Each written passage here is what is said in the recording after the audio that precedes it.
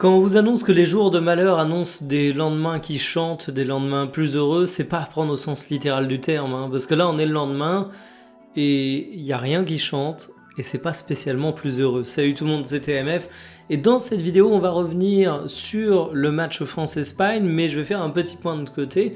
On va pas revenir exactement sur la rencontre. Il y aura une analyse tactique, il y aura un approfondissement du sujet.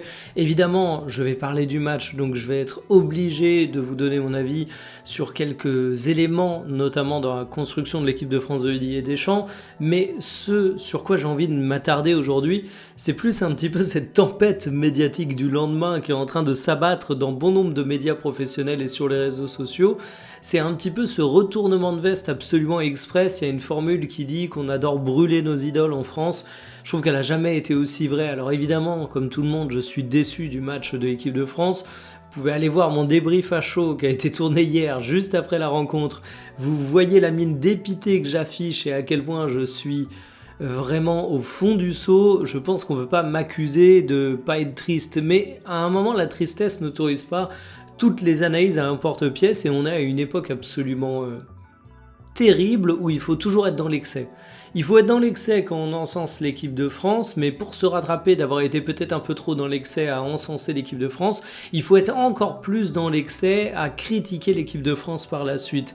Et je vous parle même pas des soi-disant prophètes qui nous disent qu'ils avaient tout vu venir. Il y a deux grandes catégories, il y a ceux qui sont explicitement hypocrites et puis il y a ceux qui avaient parié tout et son contraire.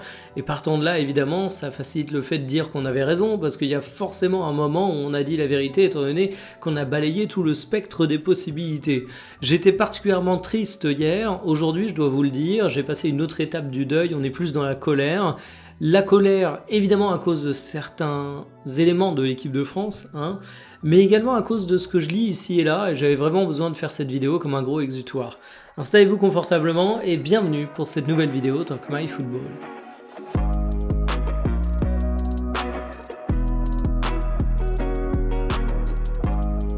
Est-ce que vous avez vu les commentaires sur Kylian Mbappé depuis hier soir? C'est absolument formidable, j'en ai même fait un tweet parce que j'ai vraiment l'impression que Kylian Mbappé, avant le début de cette Coupe du Monde, il était annoncé comme le joueur responsable de tous les malheurs du côté du Real Madrid. Il marquait des buts, mais c'était un véritable poison pour l'effectif et finalement, si le Paris Saint-Germain était capable de gagner des Ligues des Champions, c'était entièrement dû au fait que Mbappé soit parti et pas du tout grâce à l'excellent travail qui a été fait au PSG. Hein. Non, c'est vraiment Mbappé qui est porteur de malédiction. Durant la Coupe du Monde, Mbappé est devenu un demi-dieu qui était capable de transcender l'équipe. Je précise de bonne foi qu'il faut quand même dire que Kylian Mbappé a fait une Coupe du Monde qui était largement supérieure à ses prestations déjà honorables du côté du Real Madrid. Et désormais, l'équipe de France est sortie. Mbappé est redevenu un tocard, la cible à abattre. C'est pour ça que je dis qu'en France, on aime bien brûler nos idoles, parce que sur Kylian, c'est absolument comique. Moi, je me rappelle qu'avec Anne, quand on a débriefé le premier match de l'équipe de France face au Sénégal, on avait dit ok, Mbappé décisif, ok, Mbappé ça marque du but, mais dans le jeu il y a beaucoup de choses à redire. Et d'ailleurs Anne avait été assez bien marquée sur sa position concernant Kylian Mbappé, elle s'était fait défoncer là-dessus, y compris par la suite, alors que par la suite, on a été les premiers à reconnaître que Kylian Mbappé avait sensiblement amélioré son niveau de jeu. Et en fait, durant la période de prime de Kylian Mbappé, je le redis, il était absolument intouchable.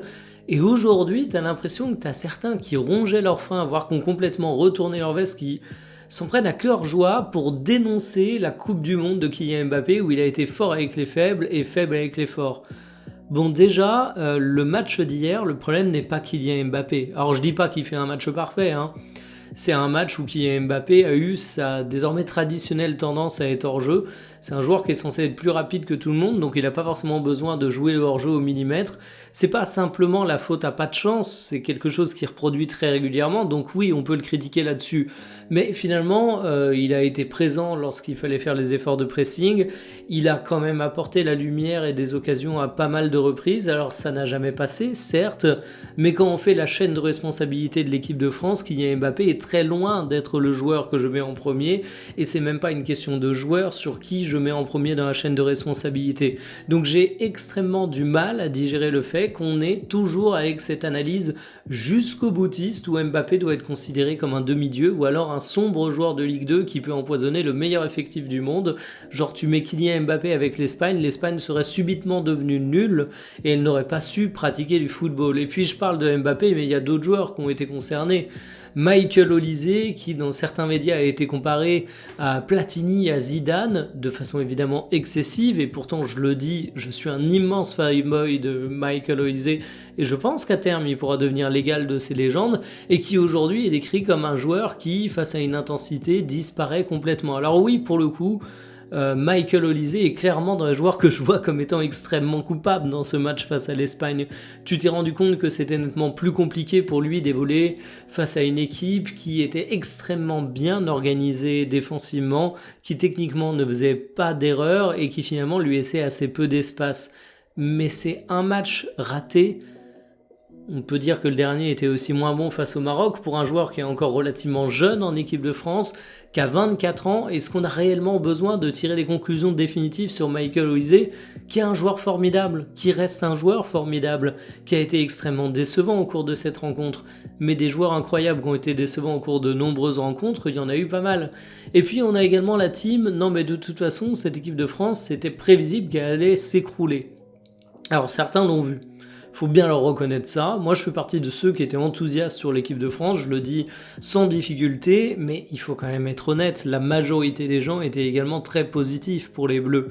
Et on peut toujours me dire que ouais, mais les Bleus, ils étaient impressionnants contre des petites équipes. Vous avez regardé les matchs du Mondial ou pas?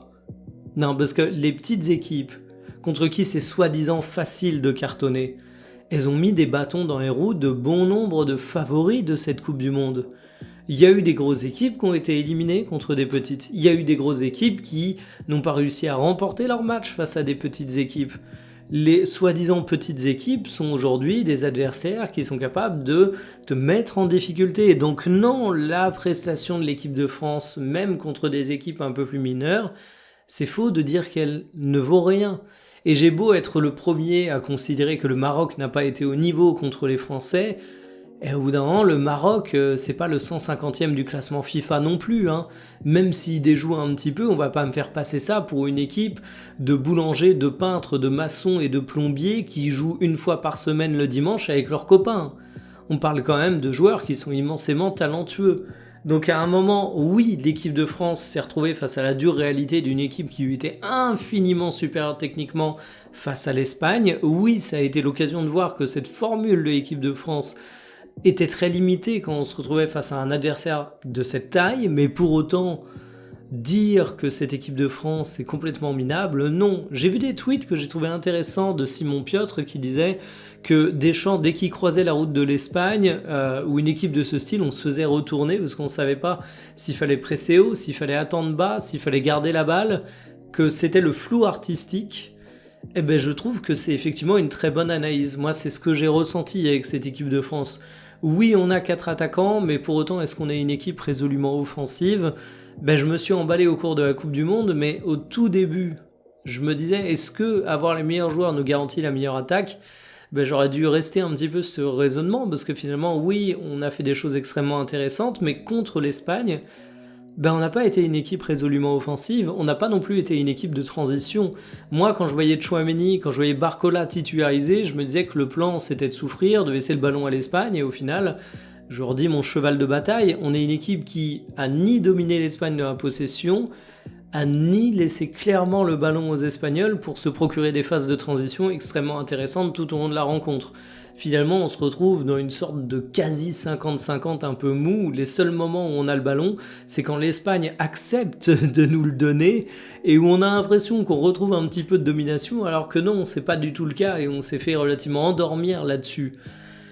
Donc c'est une équipe de France qui, se retrouve peut-être face à des limites tactiques de Didier Deschamps face à ce genre d'adversaire. Certains parleront d'arbitrage, certains parleront du fait que l'équipe de France a sorti une mauvaise prestation et que si on avait été à 100%, on aurait réussi à battre l'Espagne, mais vous connaissez la formule, avec des si, on refait le monde, et puis surtout, au bout d'un moment, soyons pas de mauvaise foi, nous les Français. On a quand même régulièrement croisé le chemin de l'Espagne au cours de ces dernières années. on a quand même régulièrement, tout le temps en fait, pris des fessées face aux Espagnols. Il est peut-être temps de s'interroger sur la compétence tactique et le socle tactique de notre équipe pour répondre à ce genre d'adversaire. Et visiblement, il n'est pas suffisant. On en a eu une nouvelle preuve. Bon, j'ai envie de ressortir quand même, j'ai une conclusion négative de la vidéo, je vais le dire, mais j'ai envie de faire une petite interlude de positivité. Il y a quand même quelques gagnants dans cette Coupe du Monde, j'ai pas envie de tout jeter. Kylian Mbappé, malgré tout, moi je pense qu'il peut sortir la tête haute du mondial.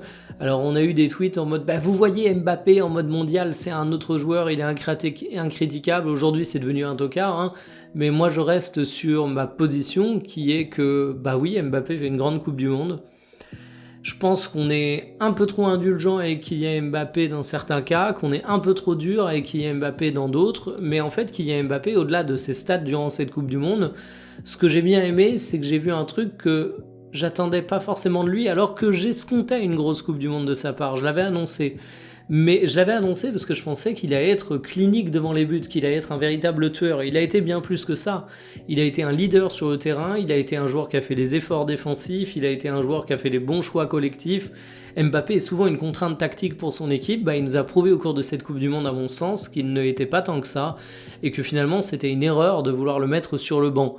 Ensuite, j'ai envie de parler du vrai patron de cette équipe de France, un homme qui en sort particulièrement grandi, c'est Upamecano. Upamecano est un joueur que j'ai quand même trouvé fiable, régulier. Alors évidemment, si on veut chipoter, on trouvera toujours quelques minutes, quelques rencontres où il n'a pas été impérial, mais le niveau moyen d'Upamecano sur cette Coupe du Monde 2026, c'est celle d'un patron en charnière centrale. Je trouve qu'il fait une très très grande Coupe du Monde. On avait tendance à davantage décrire Saliba comme étant dernièrement le joueur dominant de notre charnière centrale, parce qu'il faisait des prestations impériales avec Arsenal. On sait qu'il s'est présenté diminué au cours de cette Coupe du Monde 2026. C'est un truc qu'aurait pu mettre Upamecano dans une position un petit peu inconfortable, et malgré tout il a répondu présent. Et puis j'ai envie de parler d'Adrien Rabiot. J'avais fait une vidéo sur lui en disant que c'était l'homme parfait pour le système Didier Deschamps, sûrement le milieu terrain le plus sous-coté de l'équipe de France. Je trouve que ça l'a confirmé cette Coupe du Monde 2026. Je trouve qu'Adrien Rabiot fait un excellent mondial, que même le match face à l'Espagne où il me procure de la frustration parce qu'il se prend un carton jaune trop tôt, parce que derrière t'es obligé de le sortir alors que t'aurais eu besoin de lui parce qu'il fait preuve d'un petit peu de nervosité, ça reste un mec qui s'est battu sur le terrain. Et moi j'ai beaucoup entendu les Bleus dire qu'ils étaient en mission, qu'ils allaient gagner cette Coupe du Monde. J'ai rien contre le fait d'avoir un discours un petit peu offensif. J'ai rien contre le fait de faire des grands discours. Je vais même vous dire, j'ai rien contre l'arrogance. C'est un truc qui parfois peut me mettre un petit peu mal à l'aise, mais ça ajoute un petit peu de sel dans le football. Et franchement, on peut avoir des grandes déclats qui me dérangent pas. Mais il y a un truc qui me dérange, c'est quand on annonce qu'on est en mission et qu'on renvoie une attitude qui est vraiment opposée sur le terrain. Et c'est ça que j'ai vu en fait.